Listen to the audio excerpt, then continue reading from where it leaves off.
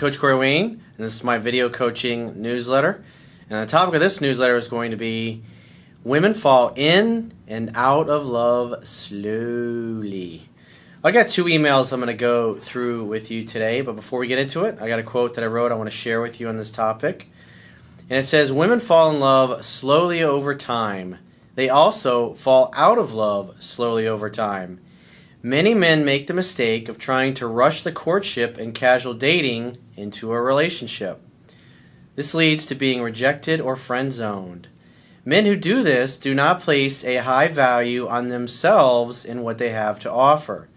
They therefore feel like they have to trick or lock a woman down to a commitment or relationship out of their fear of rejection and an incessant need for validation that she still cares.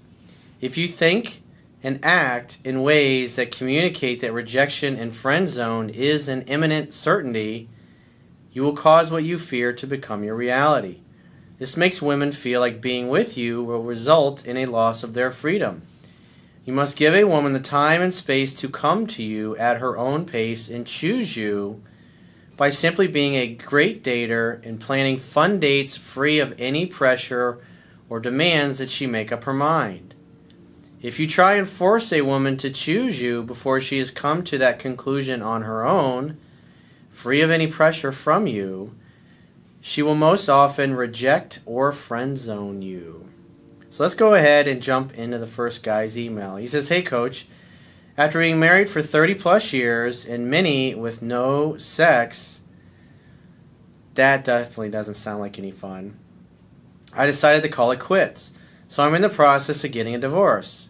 I've been dating one woman who I really like for about 6 months. I'm 56 and she's 52. Her husband abandoned her and her kids years ago, taking up with another woman.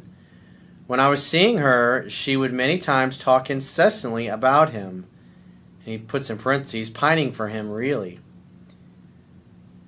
Well, it definitely sounds like she's still hung up on the ex-husband who, in essence, dumped her for another woman. He says, and so that tells me she's really not over the breakup of her marriage. And when you get involved with people like this, especially if they're harboring feelings and desires that the other person comes back, their emotions are going to be all over the place. Because ideally what you want is you want somebody that's single, divorced, they're moving on with their life, they're not trying to get their ex back, they're really ready, willing, and able to create something new. But when you get involved with somebody who's kind of hung up or stuck in the past, you're just asking for trouble. He says, she was always hoping against hope that he would come back to her. Her husband was very narcissistic and almost sociopathic from what I could surmise. He treated her and the kids very poorly, and the kids pretty much don't want to have anything to do with him even to this day. Yet even for all of this, she wants him back, probably because he will help support them. That's probably true, but it also sounds like she has a low self-esteem, because any human being who values themselves is not going to put up with this kind of shit. They're going to say, you know what, I have a lot to offer somebody, and I'm not going to sit around and wait or give them another chance to screw me over. He says, and to make things worse, he has contacted her recently, fanning her hopes. He's probably keeping her as a backup. Anyway, about this time, when her husband contacted her, and when I showed my beta male side, well, that's definitely not helpful. She friend-zoned me. I gave it about 3 months, but no change for the better. The best thing to do when you're in these kinds of situations is just to walk away and never look back and just say, give me a call if you change your mind. The worst thing you can do is to continue to chase and call and pursue that person acting like just a friend, because that communicates your weakness and the fact that it doesn't matter that she disrespected you and unilaterally changed the terms of your relationship, you continuing to run after her just communicates that you place a higher value on her being in your life than she does on you being in her life. In other words, you're constantly acting like you don't deserve her and you're not good enough. And so, of course, she's going to toss you aside because she knows she can get away with it, and you'll just keep continuing to run after her. It just makes you look weak and pathetic when you do things like this. He says, and like I learned from you, I cut her off 3 weeks ago saying that I could no longer accept this friend zone and that if she changed her mind to contact me, but that I wouldn't be contacting her. Since then, I've been dating 2 other women, one of which is very amorous. Well, good for you. It takes a lot of inner strength and testicle fortitude, as Dick Marcinko would say. Dick Marcinko is the founder of SEAL Team 6, for those of you that don't know. He wrote a bunch of books in the 90s titled The Rogue Warrior. I remember there's one, The Rogue Warrior Strategies for Success, I think it was. He's awesome. I highly recommend getting some of his books or his CDs. He continues on, well, after 3 weeks, she called me. We caught up, but I didn't talk about the elephant in the room. I immediately set up a date for a few days from now. I don't know if she just forgot about our conversation 3 weeks ago or if she's willing to be a couple again. Well, that's why when you're in this situation and you say, I'm not interested in being friends, but give me a call if you change your mind. You're not going to go out of your way to take her to dinner and do something expensive or drive across town to see her. If she wants to see you, that's why I always say the best way to handle it is, hey, why don't you grab a bottle of wine and come on over to my place? We'll make dinner together. And if she doesn't want to come over to hang out at your place, if she tries to get you to meet out or do something with her and her friends, just say, you know what, it's been a long week. I'm just in the mood to hang. If you don't want to come over and have dinner with me, then let's do it some other time. That's how you reestablish your boundaries and your dominance, and just basically communicating, I'm not interested. You call me, I'd love to spend time with you, but you want to go out and do something that I don't really want to do. And not that you're going to say this to her, but this is how your actions are going to communicate. Your problem is you've never been willing to say no to this woman until 3 weeks ago, in essence. And so she's going to test the shit out of you to see if you're still that same weak guy that you were, the beta male, as you put it, in your email. And if you continue to go right back to the same behavior, then it's going to confirm to her that she made the right decision by ditching you and blow you off. He says, my questions are, number one, should I just hang out, have fun, and hook up? Abso-fucking-lutely. And take the heartbreak if rejected again when I make a move. Treat it like a first date. That's why you have her come over to your place. I mean, think about it.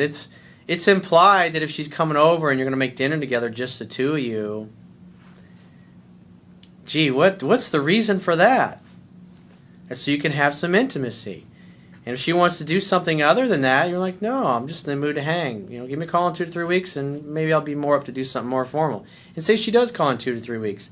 You're going to give her the same thing. Hey, why don't you grab a bottle of wine and come on over? And if you're not a drinker, hey, why don't you grab some of that great coffee or that great tea, come on over, and we'll make dinner together. You're not going to go out of your way. You've already jumped through your butt. You continue to pursue this woman for 3 months and agree and acquiesce to being a friend zone. So why on earth would you want to go out of your way to put her right back on a pedestal and act like a beta male? A man who loves himself and respects himself is just simply not going to do that. Number 2, should I have a serious conversation to clear the air? Abso-fucking-lutely not. He says this just doesn't feel right because it wouldn't be light or fun. Exactly. Follow the fundamentals that I teach in the book. There's a reason that they're there. Because think about it. You get together and you want to start talking about the relationship and commitment. Because in your mind, you're thinking, hey, we can just go right back to being in a committed relationship. Well, you spent 3 months of just being her gay male girlfriend and her therapist before you finally said, I can't do this anymore. So it took a while for her to fall out of love with you. Therefore, it's going to take her a while to fall back in love with you. It's going to take time, and you gotta proceed as if this is the very first date. You don't ask a woman to marry you on your first date. You don't ask her to go steady with you or be your girlfriend on your first date. That's ridiculous. You don't even know her yet, and she doesn't know you. All it's going to do is cause her, because the only reason you feel like you got to lock her down to a commitment is so you feel better about yourself. But if you had the James Bond kind of attitude, you'd have the attitude that, of course, eventually she's going to want to be back in a relationship with me. And in the meantime, I could just hang out, have fun, and hook up with her and any of these other 2 women that you're just starting to date. Why would you want to ditch them and jump right back into a relationship anyways? It's the wrong way to go about it. When she's ready to be exclusive, she'll bring it up. And until then, your job, the man's job, is just simply to create an opportunity for sex to happen. That's what a date is anyways. Hang out, have fun, hook up. He says, number 3, Try to keep it light and fun while finding out her true intentions. He says, I don't know if this is even possible given my emotional investment. Well, again, you're trying to find out her true intentions. What does that tell me? You're focused on a relationship. You're focused on locking her down. You're focused on getting a commitment out of her. That is the mindset. It's going to cause you to fail and not get what you want. It's the wrong way to go about it, dude. Hang out, have fun, hook up. When she leaves, whether it's that night or the next morning, just say, hey, call me later. And then next time she reaches out, what are you going to do? You're going to invite her, hey, I had a great time the other night too. I'd love to see you again. When are you free to get together? Invite her over, hang out, have fun, hook up. This allows her to come to you at her own pace, and you don't have to worry about over pursuing. So the whole thing is you're trying to control this situation and twist her arm and manipulate her into getting what you want, and it will blow up in your face. If you've been following my work for any period of time, I've read countless emails where this is the case. So don't do that. He says, any other suggestion you might have? Read my book. Spend your time reading the book. Just simply focus on creating an opportunity for sex to happen. Keep it fun. Keep it light. It's hang out, have fun, hook up. Where does it say hang out, have drama, talk about a relationship? It's not in there. Hang out, have fun, hook up. The reason I came up with that is so guys could focus on the only thing that really matters, is creating an opportunity for sex to happen. The relationship stuff, that's the woman's department anyways. Women are all about, feminine energy is about bonding, connecting, being in a relationship. Let them bring it up. If they're not bringing it up, it means they're not there. You got to remember, women are, it's like putting a cake in the oven. It takes time for them, or like a Thanksgiving turkey. You put it in the oven, it takes several hours to cook. It's going to take as long as it's going to take. And it usually takes, when a guy meets a girl and he starts dating her, almost exactly 7 weeks. From the first date till she's basically in love and she wants to be exclusive or starts saying, hey, where do you see this going? I talk about that extensively in my book, so do yourself a favor and read it. And for those of you that haven't gotten my book yet, you can go to my website, and underneath, on the right-hand column of my website, underneath the email sign-up box, there's an image of my book. You click on that, it'll take you right to Amazon. You can either select and download the Kindle version, or you can purchase a paperback version. It's really simple. So let's get into the second email. This guy says, hey, Coach, your advice is very sound. Thank you for lifting my spirits during this troubling time in my life. I'm 41 from New Orleans, and I've been dating a 43-year-old lady from Oregon for 3 years. Our relationship escalated into an engagement proposal while vacationing together, which she accepted. We were head over heels in love with each other. Or so you thought. Well, the engagement lasted only 3 months, and she dropped me after a petty argument at a football game, my snoring, which I have sleep apnea, and I've now corrected it, and her belief that I would never move to Oregon, which I did plan on doing. Why do you have to move to Oregon? Do you really want to move to Oregon? I mean, this guy, you live in New Orleans, it's nice and warm down there. Why the fuck would you want to move up to Seattle? It's cold as shit up there, dude. Yeah, it's beautiful scenery, but is that what you want to do? Do you want to live in Seattle? Or are you just moving there to please her because you think it's what she wants? If you love the city you live in and you love your job and your career or your business that you have, the worst thing you can do is to move. Because you're doing something that you don't want to do in order to seek the approval of the person that you want to love you. In other words, it's horse trading. Hey, I'll trade my purpose, my business, my life, my house, and everything if you'll just love me, and I'll move and I'll live with you. That's fucking weak and pathetic. Men don't do those things. If you love living in New Orleans, you say, you know what, I really love living here, and I really don't want to live in Seattle. If the only reason for moving to Seattle is because her and you're doing it to make her happy, that's pleaser mentality. Again, this is, guys that do this, I've read countless emails from guys in other previous videos where guys did exactly what you were talking about doing. They moved, they gave up a job they really loved, they moved to a city they didn't really move in, just because, she'll love me if I move there. And most of the time, either right when they get there or shortly after they get there, she ends up dumping them. Now they move to a new city they don't really want to be in. The girl that they moved there for in the first place doesn't want to be with them anymore. And they've given up a job they really liked. Men don't give up things like that if they really, truly love it. Besides, you guys dated for 3 years. At the end of the day, you got to be clear about that. It's really super important not to go along with things that you don't want to go along with. And it's not just the moving, it's giving up a whole bunch of other things. Going along with her not treating you well, her taking you for granted, and just not speaking up for yourself. This is weak behavior. It communicates that you have a lower social status than her. He says, I walked away and never looked back. I didn't leave the door open, though, and it's been 6 months now. She's been trying to get me to chase her by posting Facebook comments meant to get my attention in a positive light. Yesterday, she called my cell phone, and I noticed I had missed a call from her. Well, one thing I want to say is, why are you stalking her on Facebook? You should be moving on with your life, dude. What you can do, you don't have to block somebody if you're still connected. You can just unsubscribe to their updates, and that way you don't see their updates in your news feed when you log on to it. He says she sent me an email a couple of days later apologizing for the late random call, claiming she meant to call the person above me in her cell phone address book and sent her regards. How should I respond to this email? Is she reaching out? I would assume so. Well, if you haven't responded yet, what I would say to that is, hey, great to hear from you. Yeah, I saw that, but there was no message, so I assume you must have just dialed the wrong number. But it is great to hear from you. I'd love to see you. If you want to come down, come fly and see me in New Orleans, email me your itinerary, and I'll pick you up at the airport, and we can have a great weekend together. And just leave it at that. Don't talk about the relationship, getting back together, or any of that. And if she says, no, I really appreciate the invitation, but thanks anyways, hey, let me know if you change your mind. I'd love to see you. And that's it. That's all you have to say. He says, I'd really like to get her back into my life. Well, she's got to want to be back in your life.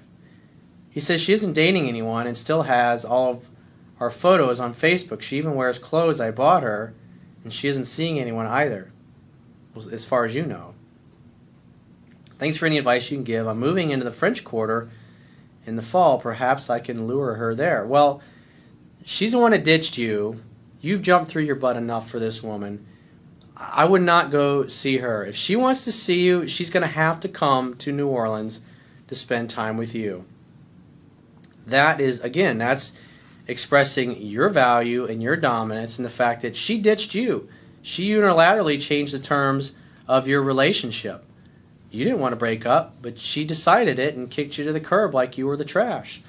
So the only way she's going to have an opportunity to win you back is if she hops on a plane and comes and spends time with you and your city, which obviously you're moving, which, the French Quarter is nice. I've been there.